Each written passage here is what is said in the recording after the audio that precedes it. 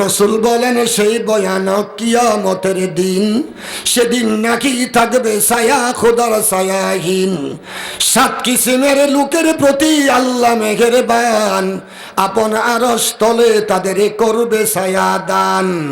যেই বাদশা দুনিয়াতে সঠিক বিচার করে, যে নজওয়ান যৌবনী আসলো খোদার পথে, খোদার ঘরের প্রতি যাহার সর্বদা সর্বক্ষণ রোগে গভীর ভালোবাসা প্রবল আকর্ষণ, যে একে অন্য কেবল খোদার খুশির তরে, ভালোবাসা কিংবা পীড়িত ভাঙ্গে না পরস্পরে। যৌবন এক শরীফ জাতি রূপসী সুন্দরী, নিজের কাছে কুমতলবে ডাকছে পিয়ার করে। সেই বিজয়ের তীব্র লোভকে করিয়ে যায়, রইল ফিরে সেই বিজয়ে মহান খোদার ভয়।